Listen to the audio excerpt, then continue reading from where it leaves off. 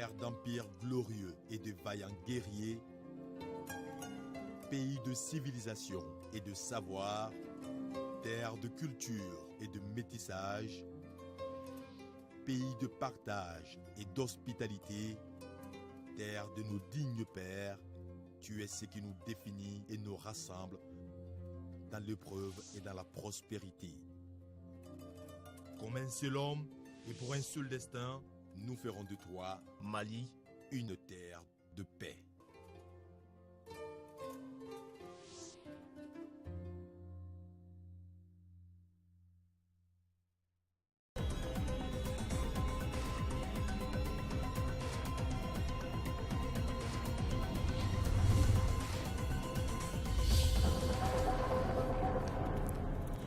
Partenariat gagnant-gagnant, c'est le thème du Forum économique Mali-Tunisie qui se tient depuis ce matin à Bamako. Opérateurs économiques maliens et tunisiens échangent sur les différentes opportunités d'investissement tout en consolidant les liens d'amitié entre nos deux pays. La cérémonie d'ouverture était placée sous la coprésidence du Premier ministre et du chef du gouvernement tunisien.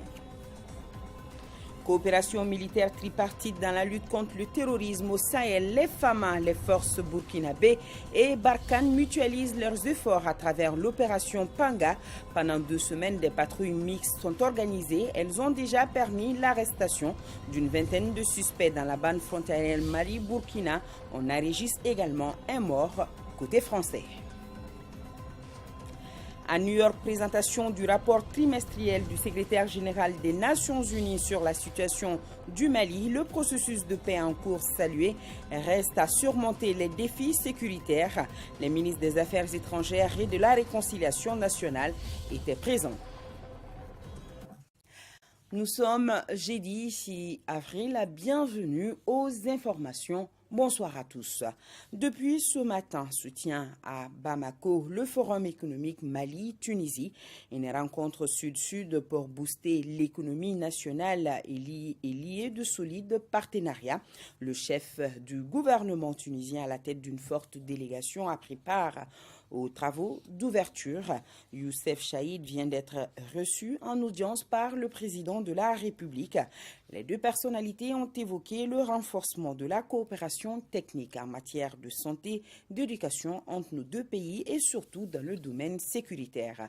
Je vous propose d'écouter Youssef Chaïd à sa sortie d'audience au micro de Amadou Sankari. Nous avons évoqué avec beaucoup de satisfaction la convergence des points de vue entre la Tunisie et le Mali sur les questions de sécurité, de lutte contre le terrorisme. La Tunisie, tout autant que le Mali, ont été touchés par des actes barbares. Et donc nous avons décidé de renforcer notre coopération sécuritaire militaire. Nous avons également parlé de la question économique. 100 hommes d'affaires tunisiens sont venus prospecter avec leurs homologues du Mali les questions, les possibilités de coopération triangulaire pour coproduire ensemble, pour exporter vers d'autres horizons en Afrique. Bien évidemment également la coopération technique dans les domaines de la santé, dans les domaines de l'éducation, de la formation professionnelle, de l'enseignement supérieur, tout un ensemble de programmes. Toutes les conventions que nous avons signées au cours de ce séjour sont appelées maintenant à être exécutées dans la pratique, dans l'intérêt des peuples tunisiens et maliens. Parlons à présent du Forum économique Mali-Tunisie en tant que tel. Il est placé sous le thème de partenariat gagnant-gagnant et il offre l'occasion aux opérateurs économiques des deux pays d'échanger sur les différentes opportunités d'investissement. La cérémonie d'ouverture était placée sous la coprésidence du Premier ministre Modibo Keïta et du chef du gouvernement tunisien Youssef Chaïd. Khalifa Namatraouri, les détails. Maliens et Tunisiens se donnent la main pour insuffler une nouvelle dynamique à leur partenariat multiforme et multisectoriel. Ce forum économique est sans nul doute un espace privilégié d'échanges et de discussions afin d'explorer les différents domaines et secteurs favorables au développement socio-économique et culturel. De multiples opportunités s'offrent à nos deux pays dans des domaines tels que le tourisme, l'agriculture, le développement des infrastructures, la santé, l'éducation, la création des petites et moyennes entreprises, la communication, la défense, la sécurité et la formation professionnelle. Avec le Mali, nous nous sommes intimement convaincus que la coopération ne peut se limiter aux échanges commerciaux classiques, du reste très modestes et par moments ponctuels. Nous estimons à ce titre qu'il va falloir repenser de fond en comble notre approche de partenariat et de co-développement pour coller davantage aux aspirations de nos deux peuples. Le ministre du Développement industriel Mohamed Ali Ag Ibrahim et son homologue tunisien ont fait chacun un exposé sur les nombreux atouts de ce partenariat profitable aux deux parties. Nous avons les meilleures matières premières locales de notre espace. Le cheptel malien, nous sommes premiers de l'IEMOA et deuxième de la CEDEAO après le Nigeria. Donc voilà des opportunités qui peuvent intéresser, n'est-ce pas, tout investisseur. Et nous avons également expliqué que nous avons au niveau de l'IEMOA 80 millions d'habitants qu'ils peuvent atteindre à travers le Mali et 300 millions, n'est-ce pas, dans l'espace de la CEDEAO. Et les avantages que nous avons de l'AGOA, toutes ces opportunités ont été présentées, n'est-ce pas, à nos frères et amis tunisiens et nous les avons rassurés que par le leadership du président de la République, aujourd'hui nous sommes dans un pays stable. Nous sommes dans un pays où on peut opérer, n'est-ce pas, en dehors des difficultés qui sont des difficultés qui existent partout ailleurs. La Tunisie a sans doute des capitaines d'industrie qui ont les moyens financiers, mais qui ont aussi les moyens technologiques. Le Mali offre une opportunité réelle parce qu'elle est au centre d'une région importante. Le Mali est un pays commerçant et avec lequel nous pouvons faire monter des entreprises ensemble pour essayer de les transformer dans un premier temps comme des leaders nationaux pour ensuite traverser les frontières du Mali. Il s'agit donc là d'une rencontre fraternelle. Selon le Premier ministre, Modibo Keïta a ainsi exhorté les opérateurs économiques maliens d'être beaucoup plus réceptifs aux attentes des acteurs tunisiens et d'œuvrer dans le sens de la consolidation et de la diversification de la coopération économique. Plus qu'un objectif, la relance de la coopération et la promotion des opportunités d'investissement constituent une priorité pour les autorités maliennes et tunisiennes. Quant au gouvernement du Mali, conscient du rôle important que joue le secteur privé dans le développement de notre pays, nous avons adopté une loi qui encadre le partenariat public-privé, qui en fixe le contour, qui détermine les objectifs et les stratégies. Cet instrument est un instrument qui est un instrument de qualité qui sera à la disposition des opérateurs économiques du Mali et de Tunisie. Fort d'un cadre juridique adéquat, nos deux pays sont appelés aujourd'hui à œuvrer ensemble pour le renforcement de nos liens de coopération économique. À ce titre, le secteur privé se doit de jouer un rôle de locomotive en matière de renforcement des échanges commerciaux et d'investissement en se focalisant sur les différents domaines porteurs comme la formation professionnelle, l'infrastructure, l'évacuation sanitaire et le transport aérien, l'environnement et l'agriculture, domaines déjà identifiés lors des concertations bilatérales.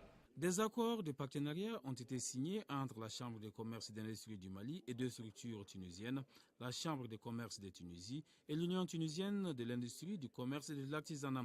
Une entente est scellée entre la Banque nationale de développement agricole du Mali, BNDA, et la Banque internationale arabe de Tunisie. Après l'ouverture des travaux, le Premier ministre Modibo Keïta a eu cet après-midi une séance de travail. Avec son homologue tunisien, les deux parties ont décidé de renforcer l'axe Bamako-Tunis à travers la signature de 3 accords sur la sécurité, la santé et la formation professionnelle. Un communiqué conjoint qui a sanctionné les travaux prévoit la tenue à Tunis de la 10e session de la Grande Commission mixte de coopération. Le reportage de Siaka Kounati. Donner une nouvelle impulsion à la coopération entre la Tunisie et le Mali, c'est la volonté affichée par les chefs de gouvernement des deux pays pour plus d'efficacité. Le Premier ministre propose à son homologue tunisien de cibler quelques domaines et de redynamiser la grande commission mixte de coopération. Au moment où nos opérateurs économiques ont besoin de soutien politique que nous devons leur apporter, nous pouvons atteindre cet objectif en redynamisant notre grande commission mixte de coopération. La dernière s'est tenue il y a déjà quelques années. Il s'agira pour nous d'aller dans le bon sens en provoquant une telle rencontre. Vous savez, quand les dirigeants africains se réunissent à l'occasion des commissions mixtes, souvent c'est une litanie de projets. Certains diront un chapelet. Parce qu'on veut faire tout. Et vouloir faire tout en même temps, c'est se condamner à l'inefficacité.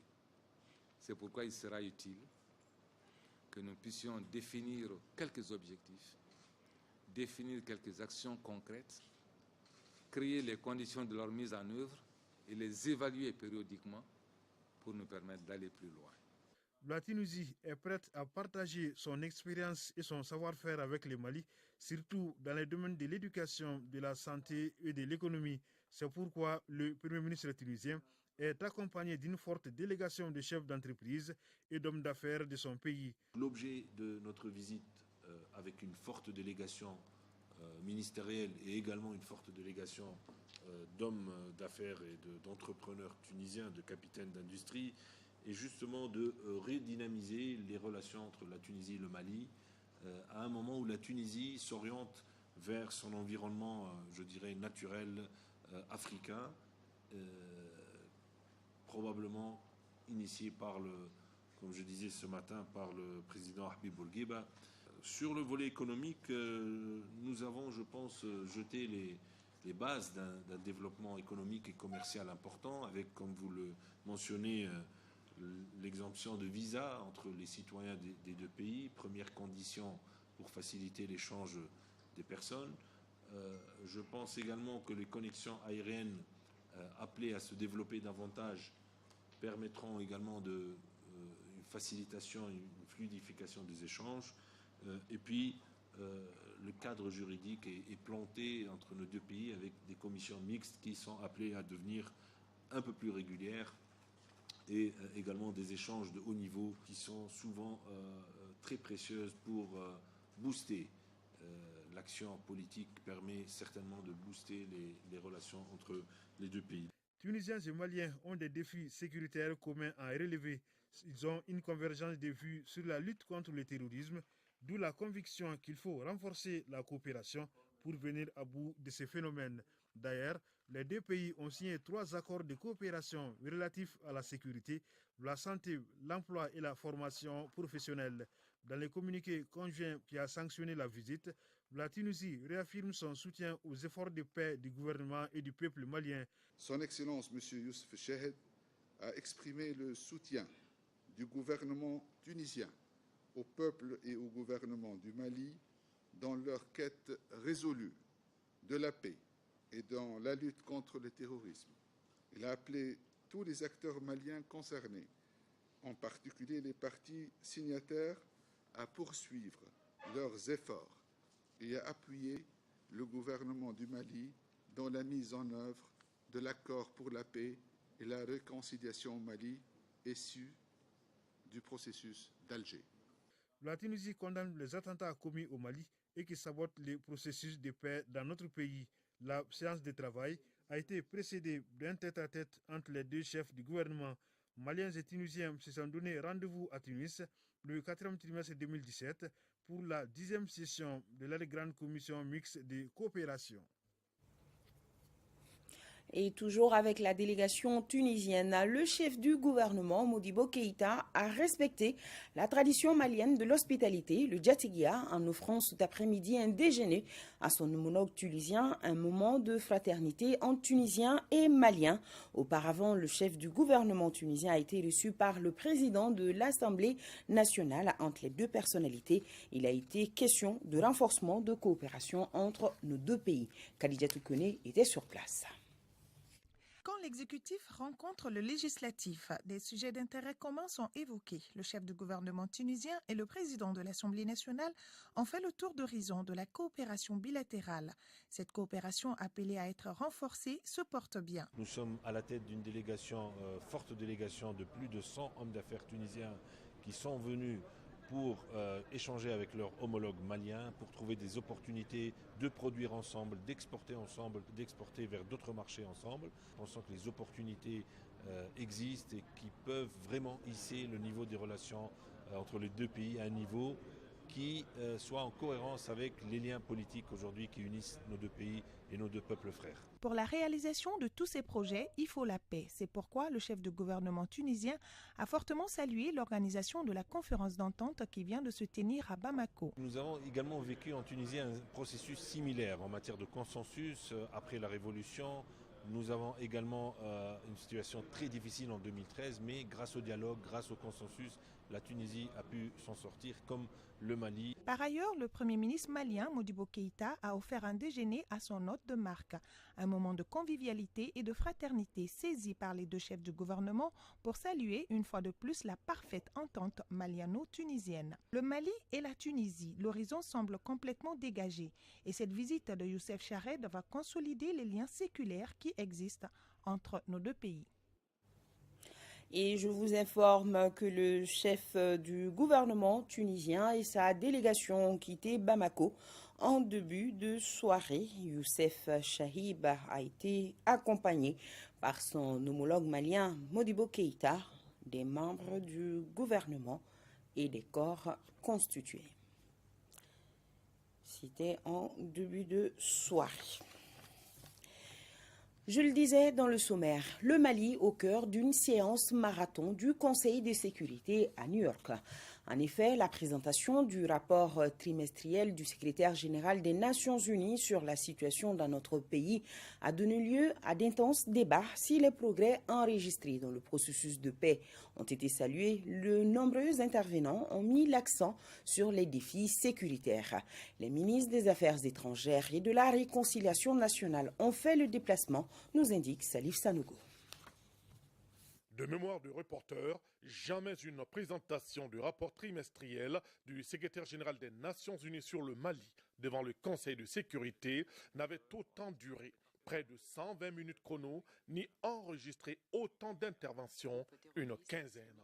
Signe certainement que les uns et les autres commencent à prendre la juste mesure de l'urgence sur le terrain, car 10 mois après l'adoption de la résolution 2295, sa mise en œuvre est encore laborieuse. Je voudrais faire observer que les dispositions pertinentes de cette résolution peinent malheureusement toujours à se matérialiser sur le terrain, à cause notamment des lacunes que vous-même, membres du Conseil, venez de souligner par rapport à la capacité opérationnelle dont la mission a besoin pour pouvoir remplir correctement son mandat. Le matériel de la mission est tout simplement pas à la hauteur. La force a un mandat qui est de faire sentir sa présence pour lutter contre l'influence des extrémistes et des groupes armés. Mais des déficits chroniques en termes de matériel force ces soldats de la paix au Mali à diminuer leurs opérations. Nous sommes déterminés à tout faire pour qu'elle se matérialise au plus vite. Le déploiement de la force de réaction rapide de la mission en Côte d'Ivoire au Mali, initialement prévu pour février, devrait intervenir entre mai et octobre cette année. Quant au bataillon de combat logistique, le Sri Lanka déploiera une compagnie en juillet et l'Égypte déploiera 3 compagnies entre les mois de juillet et décembre. Aujourd'hui, il s'agit de joindre les actes à la parole, car chaque État accusé dans le renforcement des capacités opérationnelles de la MINUSMA est un temps gagné pour les groupes extrémistes. La volonté du Mali d'aller de l'avant est manifeste, comme l'atteste la tenue de la conférence d'entente nationale. La conférence a tenu toutes ses promesses. Elle a été totalement inclusive, car toutes les parties prenantes maliennes étaient à bord du train de la paix et de la réconciliation nationale. Mieux, le projet de révision constitutionnelle est d'ores et déjà sur la table de l'Assemblée nationale. L'objectif étant de prendre essentiellement en compte les dispositions de l'accord pour la paix et la réconciliation au Mali, notamment à travers la mise en place d'une seconde chambre au Parlement. Cas d'école dans le cadre des missions de maintien de la paix, la MINUSMA va devoir rapidement s'étoffer et s'équiper. Parallèlement, la montée en puissance des forces armées maliennes demeure la clé de voûte de sa réussite. C'est tout du moins l'intime conviction de nombreux diplomates ici aux Nations Unies. Dans nos éditions de demain, Salif Sanogo reviendra sur la question des sanctions devant être imposées à ceux qui entravent la mise en œuvre du processus de paix. Le chef de la diplomatie malienne lui a accordé une interview exclusive au cours de laquelle il donnera la position du Mali par rapport à ce point d'une grande importance.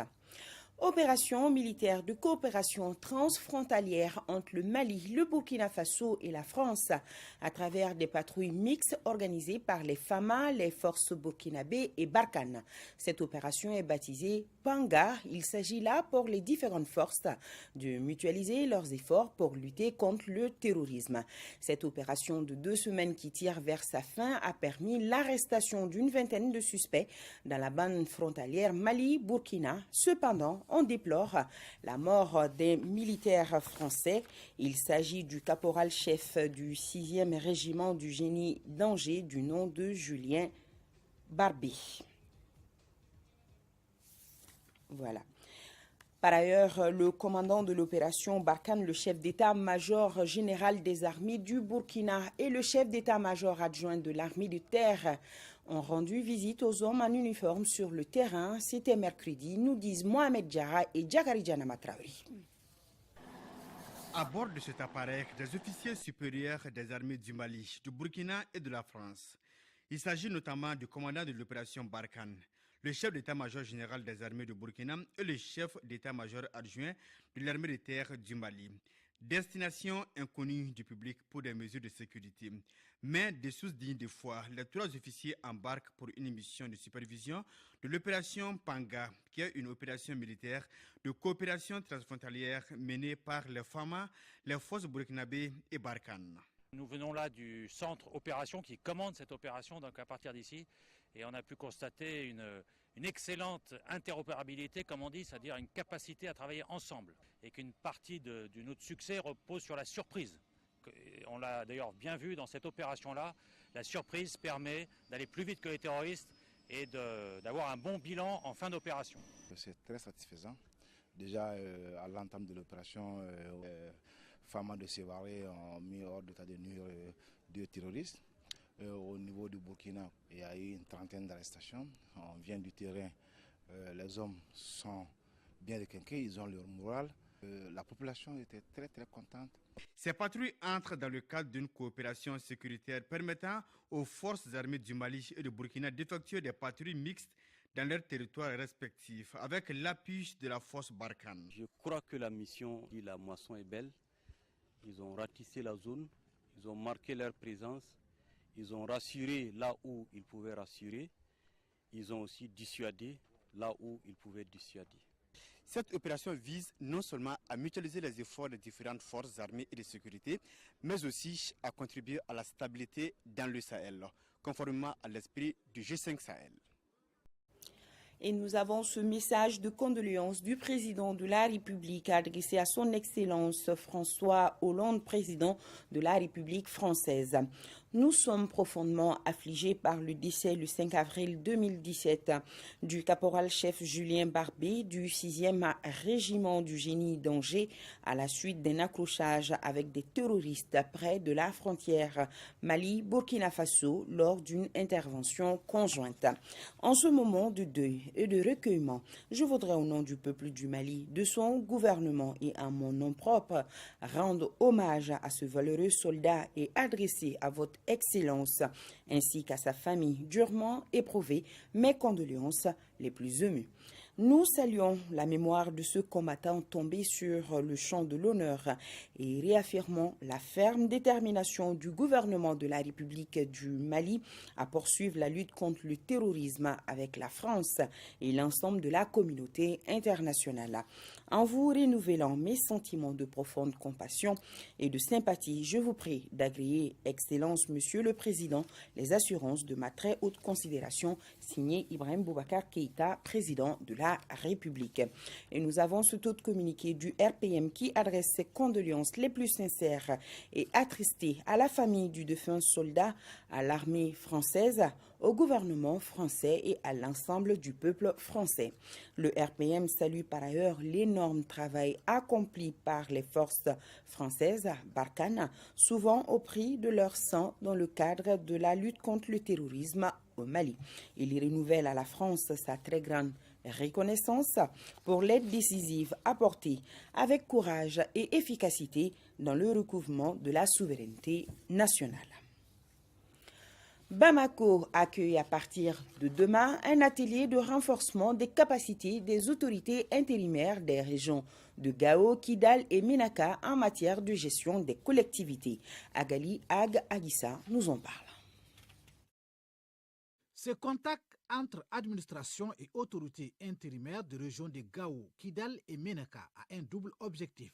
Il s'agit d'une part d'établir un cadre d'échange entre les parties afin de dégager les missions des autorités intérimaires et collèges transitoires et former d'autre part leurs membres sur le fonctionnement et la gestion des collectivités territoriales. Les autorités intérimaires et collèges transitoires sont investis d'attributions qui ont un impact direct sur la vie des citoyens, notamment par la remise en état de marche et le fonctionnement des services sociaux de base, la participation à la préparation et à l'organisation des opérations électorales et référendaires à venir, la facilitation du retour et de la réinsertion ainsi que la réinstallation des réfugiés et des personnes déplacées. Je veux inviter les parties prenantes à investir pour le succès des autorités intérimaires, le début effectif du MOC et le retour de l'administration de l'État. Les différents présidents des autorités intérimaires concernées ont tour à tour pris la parole. Chacun a tenu à spécifier les défis actuels pour la relance économique des régions de Gao, Kidal et Ménaka. La nécessité d'œuvrer pour le retour définitif de la paix et pour la réconciliation est la mission permanente des autorités intérimaires. Que les bureaux soient ouverts ou fermés, c'est leur mission à tout moment. Les membres des autorités intérimaires et collèges transitoires des régions concernées prendront part à partir de demain à un atelier de formation. L'organisation et le fonctionnement des collectivités territoriales, la communication sur la maîtrise d'ouvrage du développement régional et local sont entre autres les modules retenus pour cette formation qui dure 3 jours. Tenue d'un atelier de restitution du rapport d'évaluation des juridictions du Mali et du rapport de réélecture du statut de la magistrature, une restitution qui contribue au renforcement de l'administration de la justice. Adama Traoré, les détails. Cet atelier de restitution du rapport d'évaluation des juridictions du Mali vise à apporter une réforme au système judiciaire de notre pays en vue d'accroître l'efficacité de l'administration de la justice d'une part et d'autre part promouvoir l'accès à la justice des communautés éloignées des services étatiques de la justice. Nous considérons la transparence dans la conduite du secteur de la sécurité comme un facteur essentiel de réussite des efforts de réforme entrepris, ainsi que l'adhésion des populations à un service public de la justice ressourcée. Cette initiative a pour objectif de contribuer au renforcement de l'administration centrale du ministère en charge de la justice dans son ensemble. Nous escomptons que cet atelier sera un vecteur déterminant pour les actions futures à programmer pour et par la DINAJI dans le dessein de revitaliser son cœur de métier et plus particulièrement encore de servir de source d'inspiration pour l'élaboration de son plan de travail à court et moyen terme. Le gouvernement a pleinement pris conscience du rôle impérieux de la justice dans l'instauration et la consolidation d'un État de droit laïque, républicain et démocratique, à même de restaurer la confiance du peuple et du justiciable, de relancer le développement et de promouvoir l'investissement en même temps que de créer le bonheur pour tous. Ce rapport de synthèse de l'évaluation des juridictions maliennes a été rendu possible grâce au soutien financier de l'USAID à travers Mali Justice Project. Après la conférence d'entente nationale, la convention de la majorité présidentielle était face à la presse. Younoussa Ameidiko fait le point au micro de Moussa Fani.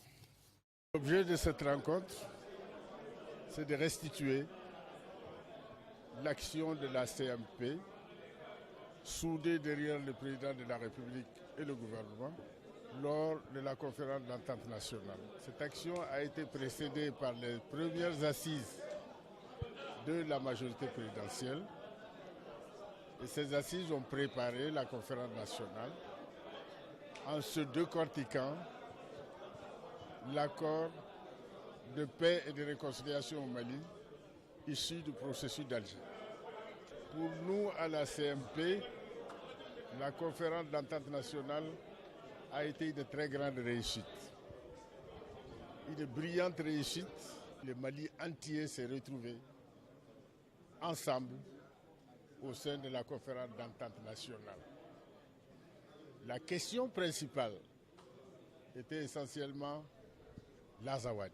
La question de l'Azawad a été tranchée définitivement par l'écrasante majorité de la population malienne dans toutes ses composantes ethniques, y compris les Touaregs, les Arabes, les Soraïs, les Peuls, etc., etc.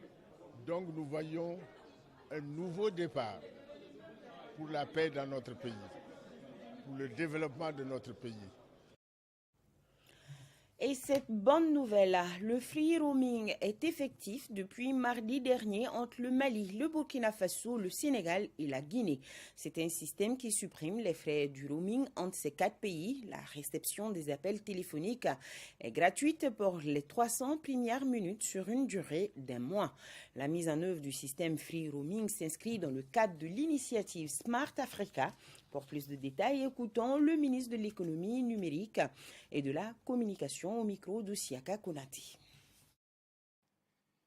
Il y a une organisation panafricaine qui s'appelle Smart Africa et qui, comme son nom l'indique, a pour vocation de connecter toute l'Afrique, de faire en sorte que l'Afrique puisse vivre pleinement la société de l'information. Smart Africa est dirigé par un conseil d'administration composé par les chefs d'État des pays membres, environ une vingtaine, mais le cercle s'agrandit tous les jours. Et les chefs d'État travaillent avec un comité de pilotage composé des ministres en charge de l'économie numérique dans les différents pays. Les chefs d'État ont donc instruit aux ministres, au comité de pilotage, de prendre toutes les dispositions pour créer un réseau unique africain. En clair, un marché commun africain en matière de communication. Avec un tel système, lorsque vous partez, par exemple, dans un pays concerné, vous n'aurez plus besoin d'éteindre votre téléphone parce que la communication coûte cher. Avec ces instructions, les ministres en charge de la communication dans les pays respectifs ont mis en place des comités nationaux techniques qui ont travaillé avec les opérateurs de téléphonie sous l'autorité des régulateurs. Aujourd'hui, nous pouvons, avec plaisir et bonheur, annoncer des résultats. Entre le Mali, le Burkina Faso, la Guinée et le Sénégal, l'itinérance est désormais gratuite pour ce qui concerne la réception des appels pendant les 300 premières minutes et pendant 30 jours. Mais après, si vous rentrez dans votre pays et que vous repartez dans ces localités, on reprend certainement le même chemin. Il y a un certain nombre de détails qui relèvent des services techniques que communiqueront l'Agence malienne de régulation, la MRTP, et les opérateurs téléphoniques Orange et Malitel. L'objectif, c'est de faciliter l'intégration, de faciliter la vie des citoyens, tout en évitant aussi la fraude.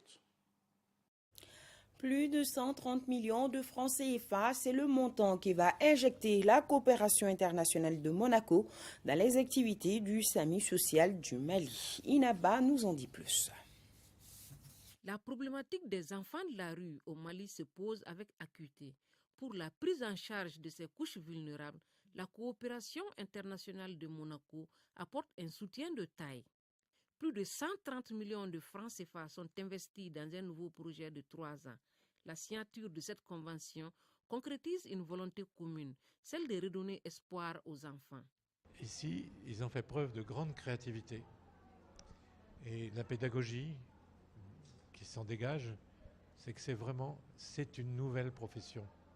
On est d'abord en train de conquérir votre assentiment, votre liberté. Vous allez sortir de l'enfer de la rue, mais on vous accompagne.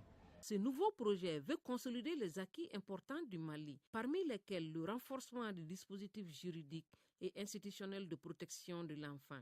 Il s'agit aujourd'hui de faire plus et mieux pour redorer davantage l'image des enfants. Le SAMU social est chargé de la mise en œuvre du nouveau projet. Cette structure du département de la promotion de la femme accompagne les enfants et jeunes de la rue par des appuis psychosociaux-médicaux.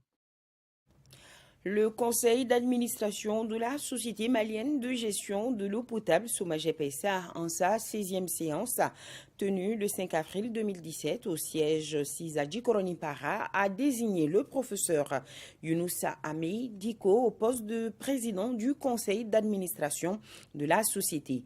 La nomination du président du conseil d'administration fait suite au changement du mode de gouvernance de l'entreprise décidé par l'Assemblée générale des actionnaires par l'abandon de la formule président-directeur général PDG au profit de la formule président du conseil d'administration directeur général PCA-DG. Sport, football. Le Conor poursuit ses visites auprès des personnalités du pays. Il s'est rendu chez les anciens premiers ministres Ousmane Issoufi Maïga et Mohamed Ag Amani. Objectif, partager avec eux la feuille de route du Conor tout en sollicitant leur accompagnement. Écoutons respectivement les réactions à cette visite de Ousmane Issoufi Maïga et de Mohamed Ag Amani au micro de Al-Jumatina. Toute activité sportive passe nécessairement par l'État et ce sont les États qui sont reconnus. Alors je ne comprends pas comment la FIFA peut aller à l'encontre de ces décisions. Je crois qu'il est tout à fait légitime que le Mali prenne ses responsabilités pour essayer de redresser le monde sportif. Dans la crise actuelle, le ministre est parfaitement obligé de mettre en place une structure pour essayer de régler le problème et de remettre en place une fédération qui réponde aux préoccupations de tout le monde sportif et je crois qu'on ne peut pas ne pas le faire. C'est une responsabilité confiée par l'État. Ce n'est pas facile. Leur mission essentielle, c'est de pouvoir rassembler le monde du football. Ce n'est pas une tâche facile. Il faut rassembler le monde sportif. C'est un secteur extrêmement délicat, mais utile. On a connu beaucoup de déboires dans ce secteur-là. Il est important que l'État le redresse. La suggestion que je leur fais, c'est que très rapidement, n'est-ce pas, les compétitions puissent reprendre et que tout le monde puisse être autour d'eux pour pouvoir les aider à accomplir la mission à eux confiée par l'État. Et un peu de musique dans ce journal. La salle Merouba de Ségou a servi de cadre à la célébration des 40 ans de la carrière musicale de l'artiste Abdoulaye Diabaté. Idrissa Keïta, correspondance. La mobilisation était grande ce samedi dans la salle Merouba de Ségou. Les mélomanes et les fans d'Abdoulaye Diabaté se sont donné rendez-vous pour célébrer les 40 ans de carrière de l'artiste de renommée internationale. 40 ans de carrière musicale comme un devoir accompli. Ce méga concert organisé par l'association des jeunes premiers du Mali vise à rendre un hommage à Abdoulaye Diabaté pour service rendu. Je ne pourrais qu'être heureux pour la fête de ces 40 ans de carrière musicale. C'est une fierté pour nous, la jeunesse. Le public estimé à 1 million de personnes ne s'est pas privé d'esquisser des pas de danse. L'artiste vétéran de 65 ans est accompagné par d'autres artistes tels que Alou Sankaré, Arnaud Mariko dit Harley, que le fondateur de Koulestar de Koutiala considère comme ses disciples. Les parrains se disent comblés de la qualité des prestations. Ablaye Diabaté est un frère. Ablaye Diabaté a beaucoup fait pour la musique malienne. Il avait besoin d'être soutenu. Je vais continuer à encadrer mes frères, mes sœurs, et mes enfants, et même mes petits-fils, si Dieu le veut. Et si là je me permets. Une dizaine de personnalités qui se font remarquer dans leur domaine d'activité ont eu droit à des médailles de reconnaissance. Oui, c'était la fête. Sur ce prend fin ce journal. Je vous rappelle l'un des principaux titres, à savoir la tenue à Bamako du Forum économique Mali-Tunisie sous le thème Partenariat gagnant-gagnant. Bonsoir à tous.